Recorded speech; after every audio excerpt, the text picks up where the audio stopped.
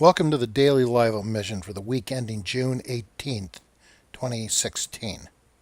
Today we're going to explore the deteriorating economic conditions in America, some of the statistics the MSM is not reporting.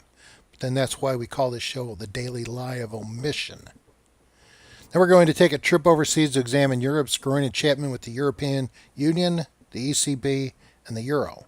Then we'll stop and visit the Bilderberg Conference in Germany, its connection to the world's economic institution and political power centers that have the capacity to rule our lives. From there, we're going to dive into what promises to be the wildest presidential election in American history.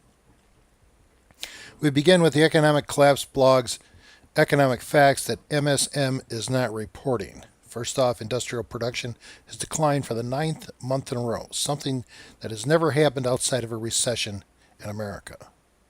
U.S. commercial bankruptcies have risen 7 months in a row and are now up 51% from September. Delinquency rates on commercial and industrial loans has been rising since January 2015. U.S. factory orders have been dropping for 18 consecutive months.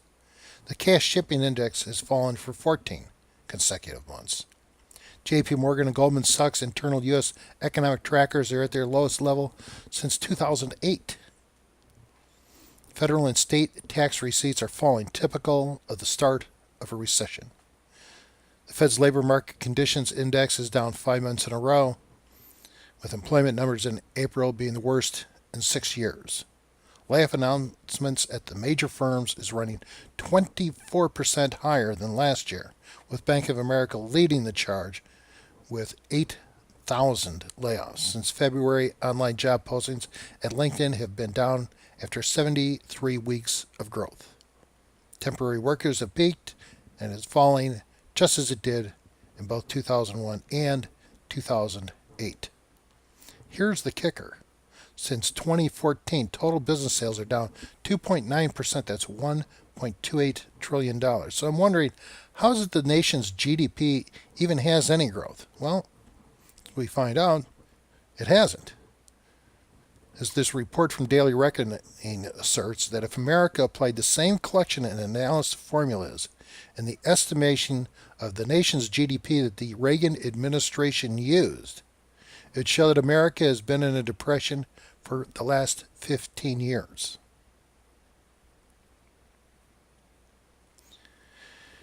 The real news is Brexit, or Britain's exit from the European Union. The Brexit vote is starting to pull away, and it looks like the British people are going to reclaim their sovereignty in revolutionary defiance over any kind of new world order.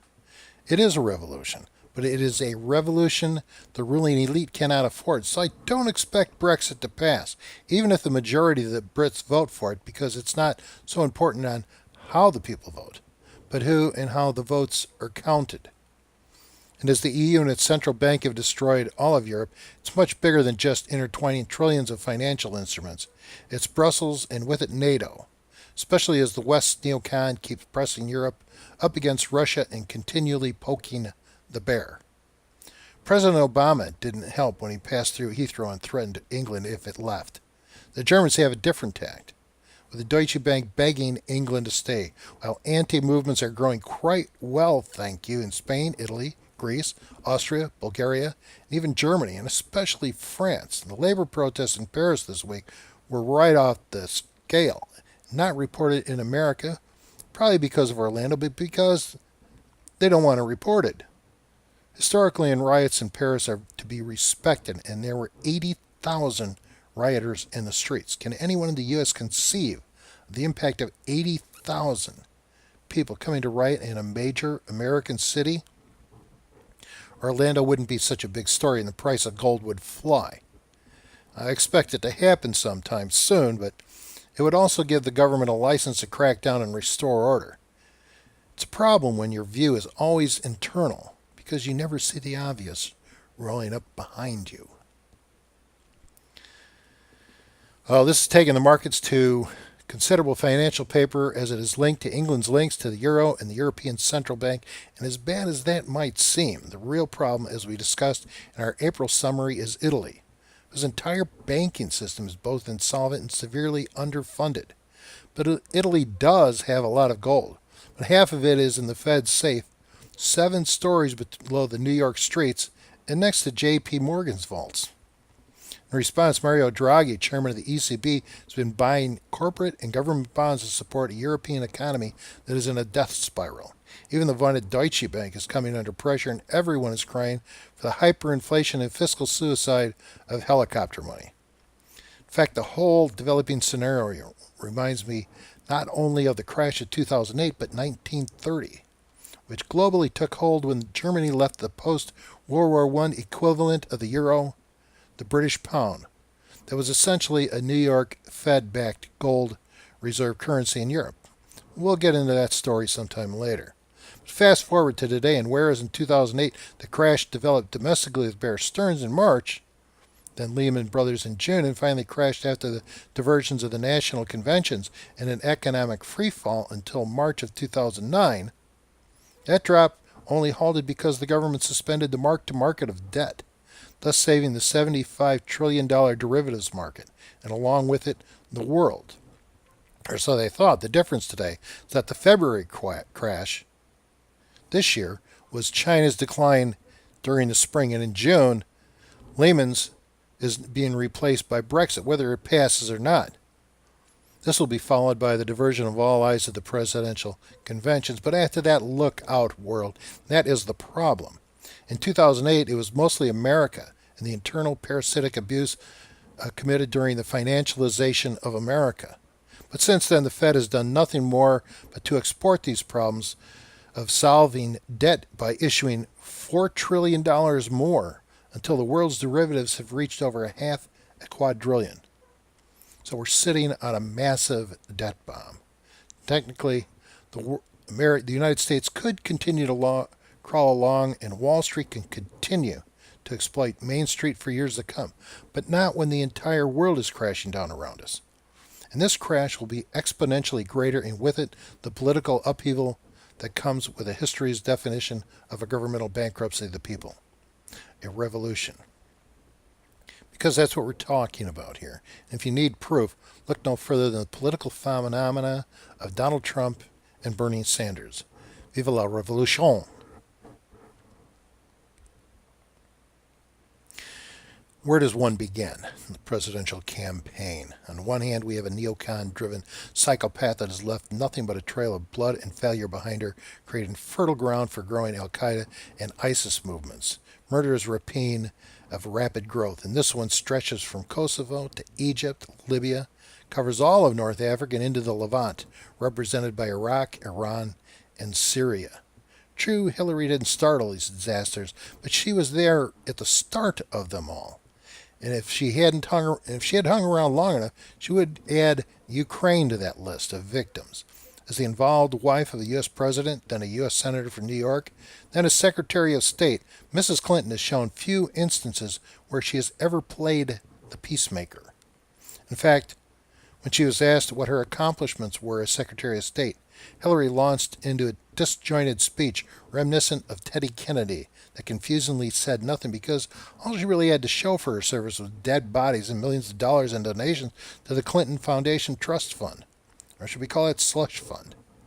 In truth, it was a lot like the Clintons' road from Little Rock to the White House during the 80s and 90s. On the other hand, we have an autistically thin-skinned demagogue in the Donald. In this respect, he's kind of like Obama, only he has real-life experience. He's a lot more transparent, and he's not bought, and he's certainly far more capable magistrate. Also, Trump is a lot less likely to blow up the world, which I can guarantee you is something Hillary is committed to do. So voting for this demagogue is a lot safer.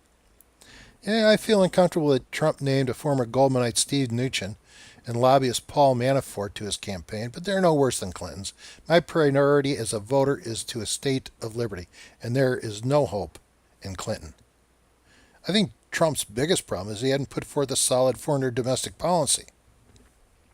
Without an offense, he has no choice but to play defense, condemned to react to stimuli designed to prod his ego, hearkening to the axiom, anytime you react, you are no longer in control.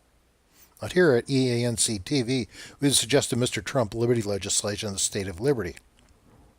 Because that's the only thing that's going to make America great again. Because that's what made America great in the first place. But he's not a politician. He's a manager of private equity, his own. Being an outsider from politics is a big part of Trump's appeal to voters. In this respect, he's one of them, and unlike most, he probably can't be bought. On the other hand, we have Hillary, who would not only sell her grandma to the Arabs, she'd sell her country too, and has. As we learned from Zero Hedge, 20% of HRC's campaign has been underwritten by the Saudis. Not that they're expecting anything back for it. Right? Just an invasion of Syria to crush all Shiite opposition in Syria, Iraq, and Iran so that they can build a pipeline from Qatar to Europe and establish a Wahhabi Sharia Ottoman Empire and the long-standing military support of cooperation of the neocons that are running Israel and America into the ground. Actually, winning an election is simple. In the spring, you build your positives. In the summer, you attack your opponent. Because if you don't, people won't believe your slander after Labor Day unless that seed has already been planted. Otherwise, they consider it all political trash talk. Romney made this mistake twice. He never built his positives during the spring because he was too busy raising money. Then he never attacked Obama in the summer because Obama was attacking him. Obama's campaign chairman, David Axelrod, couldn't believe his luck. That's why Romney lost, and that's why Romney's election brain trust is worthless. And I think Trump has the same problem. At least Trump has built his positives during the spring, but now he's letting Hillary define him during the summer, as this report from ABC explains. If he keeps this up, he's going to go the way of Romney, and as you can see from this chart of Trump versus Clinton, he's on his way. Bernie isn't getting out. Further, the Daily Caller News has reported over $17 million in donations to the Clinton Foundation, attributed to special favors courtesy of the State Department during Hillary's tenure as Secretary of State. And why do you think Hillary needed a private email and server? She was selling the power of the Secretary of State for millions, didn't want anyone to know. Let's talk about blind greed and ambition.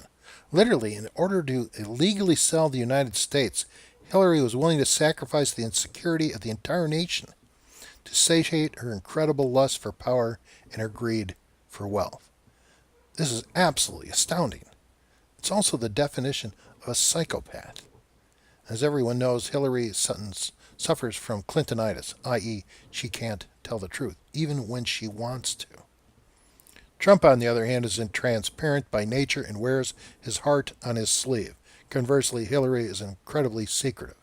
But you have to be if you're going to be a congenital liar. You haven't seen enough videos of Hillary's lies about her emails. The truth is about to come out in spades, as was reported by both Anti-Media and OilPrice.coms. Every hacker on Earth has seen her private files in America's state secrets.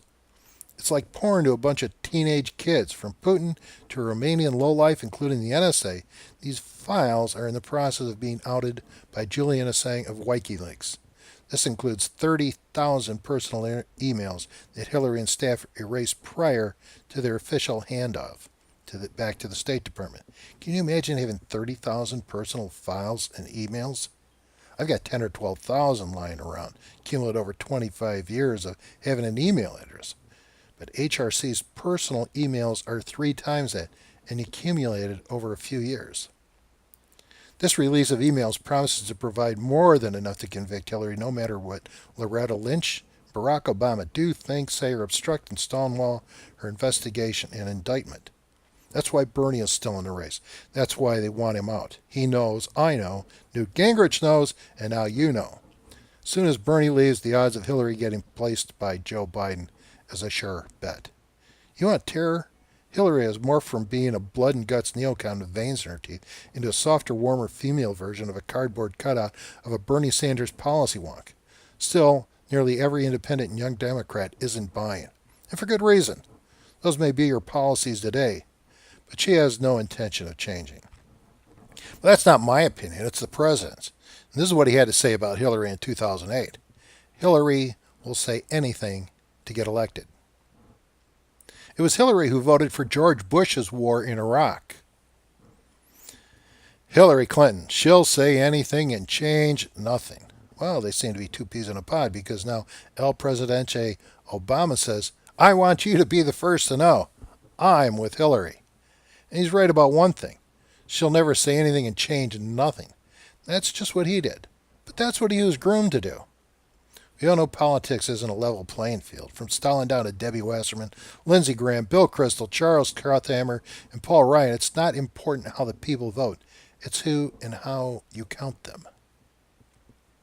Reporters from The Observer are that the DNC, having helped HRC to lock up delegates at large before the campaign again, also conducted a proactive attack against Bernie through the MSM, further sidestepping the revolution. The fact that the MSM, that's mainstream media, followed the DNC, that's Democratic National Committee, is Bernie, is no surprise to find that the MSN is turning on Trump. And while he's fighting back, as a senator once told my uncle, then a junior senator in Illinois, the news service has more ink than you've got blood. And in the case of Hillary Rodham Clinton, she has a lot more than just ink. She has the computer bites and heavy hitters of Silicon Valley that make millions off of government contracts. Not millions. Did I say millions? I meant billions. And it's amazing what you can do with a computer.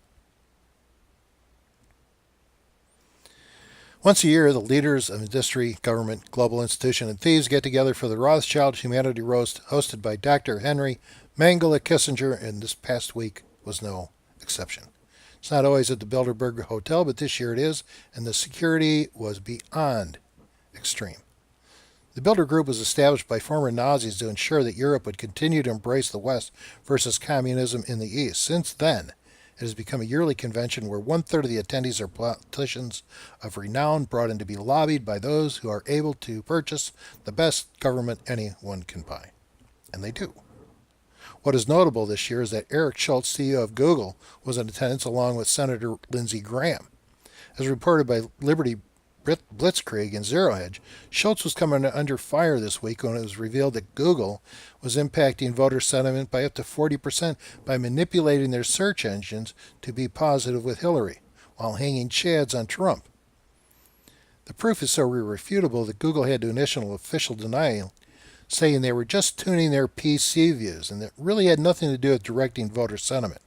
Yet by doing so, they freely admitted that yes, they were fiddling with directing their search engine, but it wasn't personal, and it wasn't to benefit the Clinton campaign. Right. The question as to why Lindsey Graham was there is as transparent as it gets, as he is one of the main driving forces of the Dump the Trump campaign. If you don't think that the Bilderberg can reach up your throat with a proctoscope to count your teeth, take a look at this chart as we scan its 360-degree reach around the world. You can see every Fortune 500 firm here, along with every worldwide nonprofit and political think tank, including the politicians they seek to influence. Their objective has always been to have two candidates, one on both sides of the ballot for president, so they are covered no matter who wins. That's why voting for president is no longer a choice but a pre-vetted selection. I mean, this is what both Bernie and Trump have been screaming about for the past year. It's true. Only this time, Trump has supplanted our ruling elite on the Republican side, and that has all of Washington and the too-big-to-fail banksters worried. Now you know why Obama and Lynch are doing everything they can to save Hillary, because if they lose her, they have to deal with Bernie. Can you imagine our governing elite left without a candidate on the ballot for president? Why, they'd have to squeeze in a bought and paid-for vice presidential candidate, then kill a sitting president.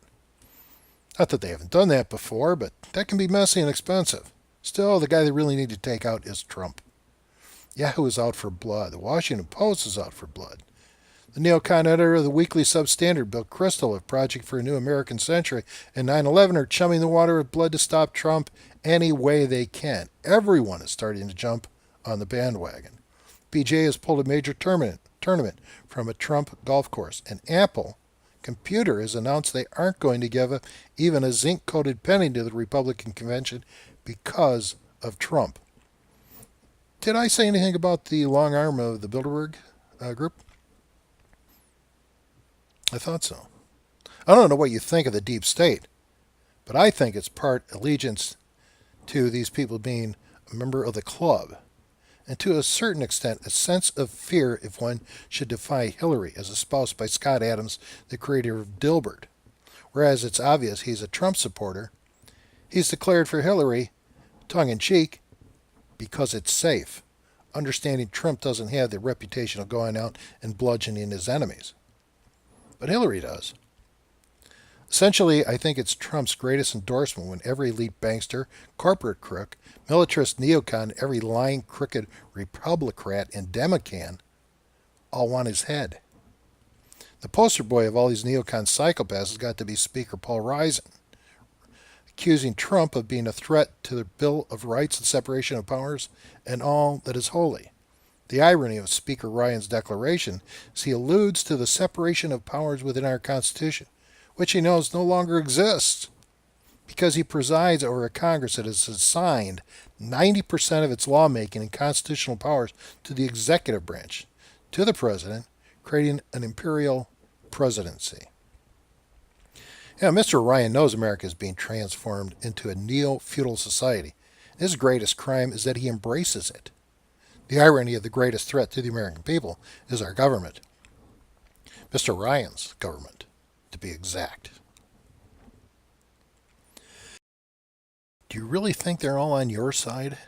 Well, the truth of the matter is that they are on their side. That is neither yours, mine, or our side. One need but to make a cursory examination. But for the myopic, the recently published book Congressman X by an anonymous congressman confirms what you should already know. A congressperson's job today is to get reelected and to make sure that they need more money with which to take on all comers. The guy has to pay them or the lobbyists of the corporation for whom they turn their head and cough.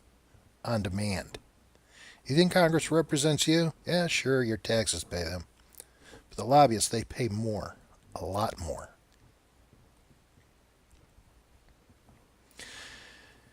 Then there are the true believers, merged with the military madness of the warped neocon mind and total population control for the good of your congressman? As reported in antimedia.org, one of America's true psychopaths representing the infamous state of Illinois has introduced a bill in Congress for creating a Ministry of Truth to join the Orwellian ranks of the Department of Homeland Security, the NSA, CIA, OIRA, FBI, and other federal agencies. It is called the Countering Foreign Propaganda and Disinformation Act of 2016. It marks not only a curtailment of the freedom of the press, but will also suppress all dissemination of the truth. Introduced by War Hawk Congressman Adam Kinzinger, Republican Illinois, and Ted Lieu, Democrat California, H.R. 51816 seeks a whole government approach without the bureaucratic restrictions, i.e., First Amendment freedom of speech, to counter foreign disinformation and manipulation which they believe threaten the world's security and stability. Not your world or everyone else's world, but their world. There's a difference. In other words, welcome to Cold War 2.0. All are encouraged to hail and embrace the world of brown shirts. Late breaking news, the Clinton-Bush love fest. This is scary. Confluence of Yahoo and the Big Six that filter 90% of what you see and hear, which determines what we think and say. And that's why EANC TV broadcasts the Daily Lie of Omission. All I can tell you is if you like W and Dr. Evil Dick Cheney, you're going to fall in love with Hillary. And she will not disappoint. She will lead America into World War III and the planet Earth straight into hell. And if we happen to come out of it alive, it won't be because we're the lucky ones. The problem is both strategic and technical. America is totally geared to fight the last war, and as bad as that is, pales in comparison to the far greater problem of the effect of Obama's purge on our officer corps at the start of his second term. Today, our officer corps and Pentagon are dominated by sociopaths. Sociopaths are neither leaders, innovators, nor fighters, and the greatest skill in war is the personal power to adapt. The next 4.5 months are going to be a long, long time because there's so much that's going to happen. I can't honestly tell you that the two main candidates are still going to be there by Labor Day. It could be Hillary, could be Bernie, or Joe Biden. Could be Donald Trump, but it could also be someone else. Who knows at this point? All I can tell you is that Bernie and Trump phenomena are the symptoms of the first stage of a revolution, as a social contract between the people and the government disintegrate. At the same time, the world is entering a recession in the midst of a long depression that has never been reported. Yet it still exists. That's why EANC TV, we are campaigning to elect a new Congress using liberty legislation as a litmus test for any politician that wants our vote. Our objective is to recover Congress back into the power of the people of the United States of America, and so restore a state of liberty to America. You can learn more about it by going back and reviewing our previous video, Volume 3 of the Daily Lie of Omission, and I encourage you to do so. You know, America has a lot of problems, and they are all the result of the systemic failure of our increasingly tyrannical government. It's the small things that you need to catch in order to understand what is happening in the world around you. And that's why the Daily Lie of Omission is working to broadcast with increasingly regularity. Some of the stories we will cover will entail a deeper look at the Orlando Massacre. We're also going to take a very deep look into the neocon war machine that has taken over Washington, D.C. and is using NATO as the head of the sword. We'll take a hard look, at the key strategic and tactical problems and the risk to America of maintaining a proactive military foreign policy. This will include a critical examination of the defense of America from attack, and if attacked, by what means and where. We'll also report on the failure of both the President and Congress to perform their first sworn duty of office, and that is to protect America. This concludes this edition of the Daily Lie of Omission. If you are interested in knowing more, I ask you to click on www.electanewcongress.com and www.scienceofliberty.us and read about liberty legislation. Here you can read for free the first 42 pages of The Science of Liberty, American Reformation, as well as examine its extensive table of contents. If we all stand fast to liberty legislation and use it as the litmus test to determine who we vote for, who we do not, we will elect a new Congress that restores America to being a state of liberty where the people rule over their government. There is no other way. When the people rule over their government is the definition of that state of liberty, and as Washington once wrote to James Madison, liberty, once taken root, is a plant of rapid growth. With liberty comes the means to make America great again. It's our only answer. Do you like to share the Daily Lie of Omission and help spread the word about liberty? Everything runs on money, but I think you should get something for your hard-earned dollars when you donate.